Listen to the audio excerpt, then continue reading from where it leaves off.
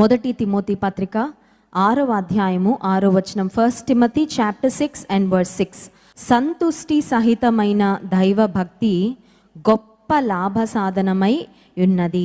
ఈ లోకంలో లాభం పొందాలని అందరం అనుకుంటాం కదా, నష్టం రావాలని ఎవరం అనుకోం, కష్టం రావాలని అంతకంటే అనుకోం.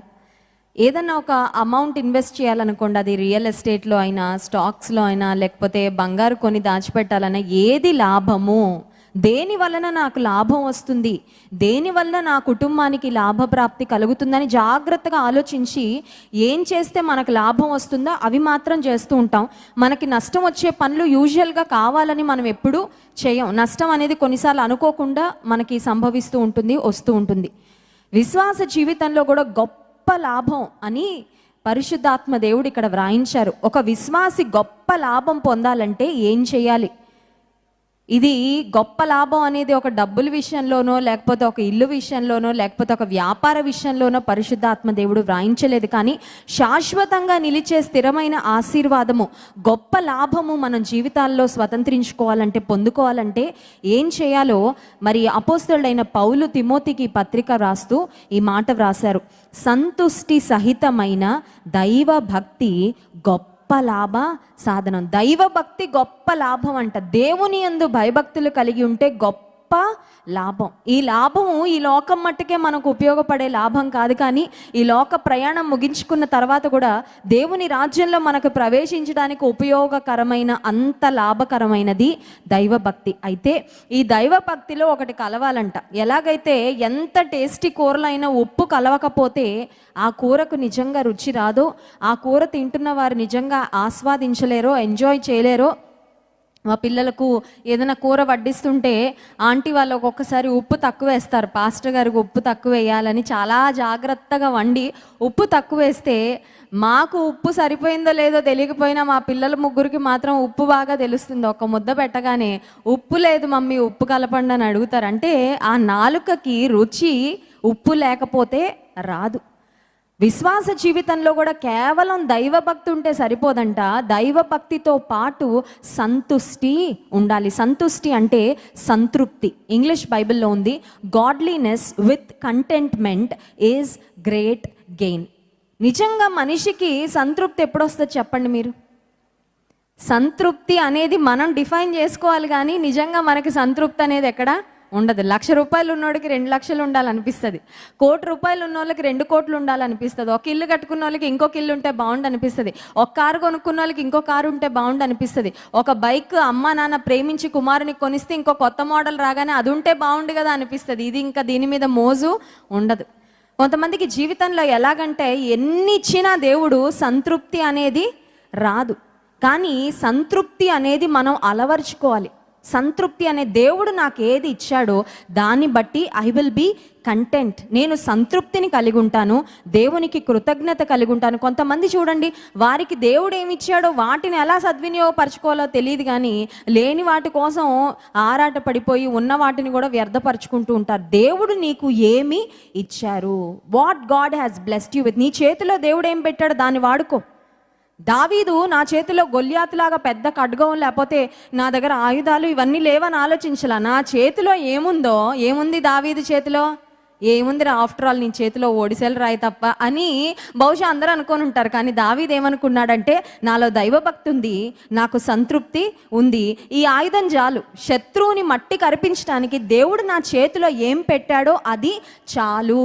విశ్వాస జీవితంలో నువ్వు ఏదేదో సాధించాలనుకుంటున్నావు, జీవితంలో ఎక్కడెక్కడికో వెళ్ళిపోవాలనుకుంటున్నావు, ముందు నీకు దేవుడు ఏమి ఇచ్చాడో దానితో దేవుని ఘనపరచడం నేర్చుకున్నావా? కొంతమంది దేవుడు వారికి ఇవ్వని వాటిని గురించి అది వస్తే అండి అలా చేద్దాం అనుకుంటున్నానండి, ఇది ఇస్తే అండి దేవుడు అప్పుడు ఇలా చేద్దాం అనుకుంటున్నానండి. నీకున్న సమయాన్ని నువ్వు వాడుకోవడం లేదే, నీకు దేవుడిచ్చిన తలాంతులు వాడుకోవడం లేదే, నీకు దేవుడిచ్చిన అవకాశాలు వాడుకోవడం లేదే, నీకు దేవుడిచ్చిన రిసోర్సెస్ నువ్వు వాడుకోవడం లేదే. దేవుడు మనకి ఏమి ఇచ్చాడో వాటిని గురించి మొదట మనల్ని లెక్క అడుగుతాడంట. మనకి ఇవ్వని వాటి గురించి దేవుడు మనల్ని లెక్క అడగడు. కొన్నిసార్లు మన గొంతెమ్మ కోరికలు ఎలా ఉంటాయంటే, మనకి ఏది లేదో దాని గురించే కలలు, దర్శనాలు, ఇంక ఇవే అన్నమాట చాలాసార్లు. నీకు దేవుడు ఏమి ఇచ్చాడు? What God has blessed you with.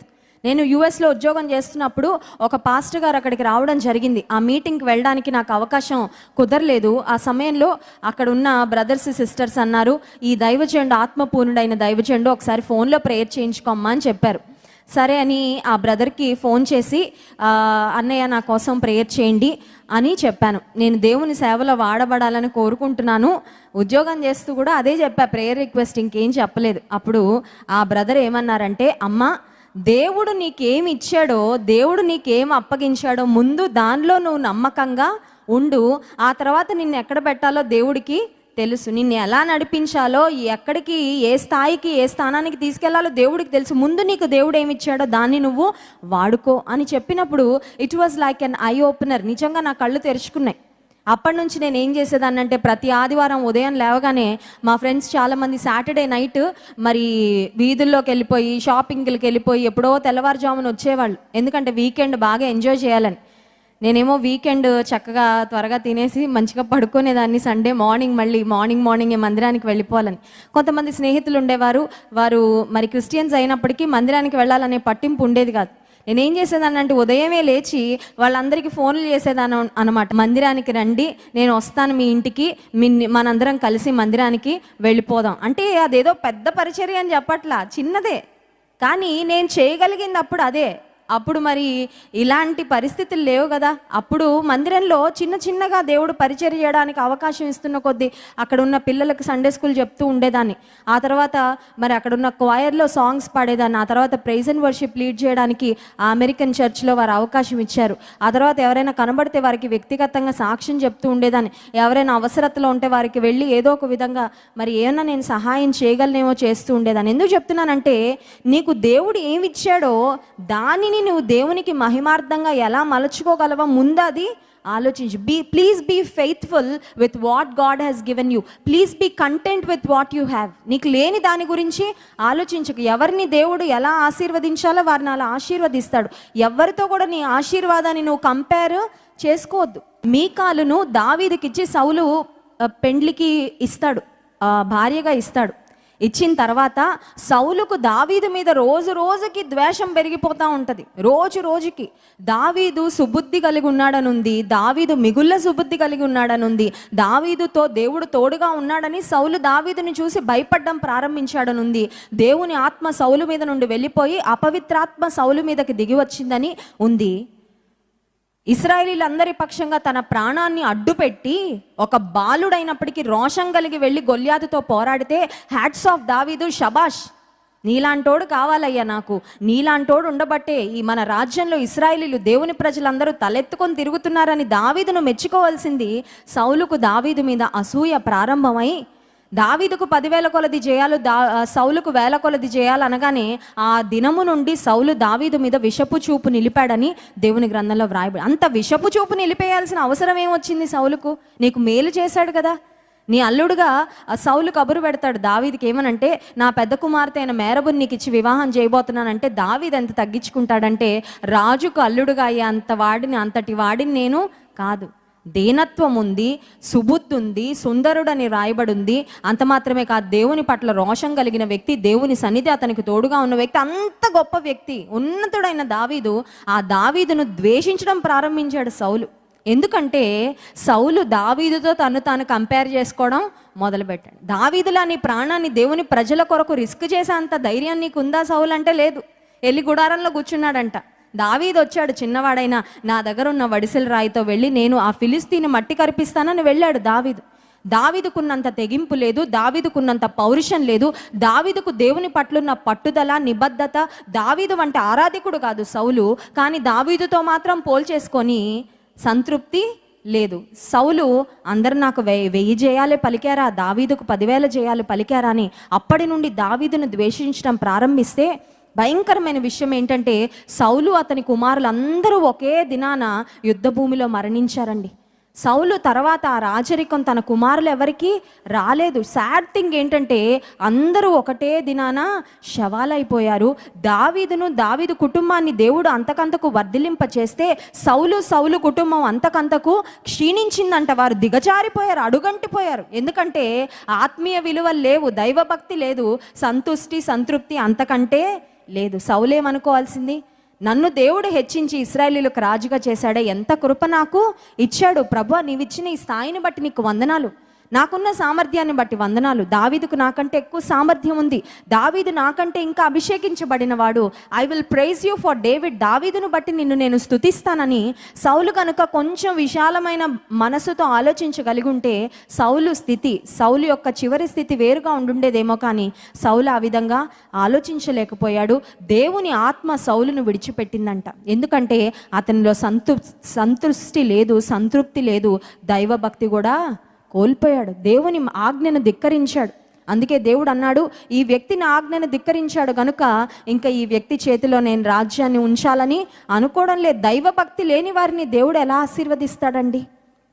తన ఎడల భయభక్తులు కలిగి ఉంటే పిన్నలనేమి పెద్దలనేమి తన యందు భయభక్తులు గలవారిని యెహోవా ఆశీర్వదించుని. రాత్రికాల సమయంలో దేవా నాకేమిచ్చావో దాన్ని చూస్తా నేను. కొన్నిసార్లు చూడండి, మన కళ్ళు చుట్టూ ఉంటాయి కానీ మనకేమిచ్చాడో దేవుడు అది చూడం మనం. What God has given you, look at that, be thankful to God for that. నీకేమిచ్చాడో వాటిని బట్టి కృతజ్ఞత కలిగి ఉండు.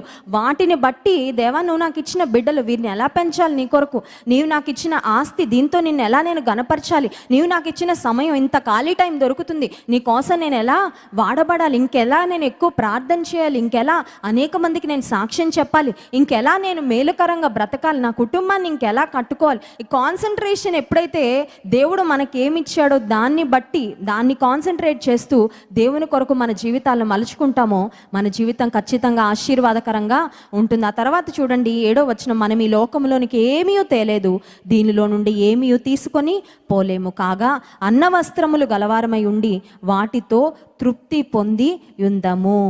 9వ వచనం, ధనవంతులగుటకు అపేక్షించువారు శోధనలోను ఉరిలోను అవివేక యుక్తములను హానికరములైన అనేక దురాశలలోను పడుదురు, అట్టివి మనుషులను నష్టములోను నాశనములోను ముంచివేయును. ధనాపేక్ష కొంతమంది గుండె డబ్బు డబ్బు డబ్బు అని కొట్టుకుంటుంటుందంట. ఒకవేళ దేవుడే వచ్చి ఒక ధనవంతుడైన యవనస్తుడిని దేవుడు అడిగాడు, యేసుప్రభు అడిగాడు, నీ ఆస్తి నమ్మి బీదలకు ఇమ్ము అనగానే వెళ్ళిపోయాడంట. గుడ్ బై యేసుప్రభు. ఆజ్ఞలంటే ఏదో మామూలు సింపుల్ ఆజ్ఞలు చెప్తావు అనుకున్నాను, కానీ ఆస్తి నమ్మి బీదలకి ఇమ్మంటే నేను ఇవ్వలేను కదా అని వెళ్ళిపోయాడు. అంటే సింపుల్గా చెప్పాలంటే దేవుని కంటే తన ఆస్తిని ఎక్కువగా ప్రేమించాడు. దేన్ని ప్రేమిస్తున్నావు? దేవుని కంటే నీవెక్కువ ఏది నీకు ఎక్కువ? దైవభక్తి కలిగిన వ్యక్తిగా ఉంటే దేవునికే ఫస్ట్ ప్లేస్ ఇస్తాం. నీ మనసులో ఇంకా ప్రామినెన్స్ దేవునికే ప్రథమ స్థానము. Nothing will give you more joy than being in God's presence.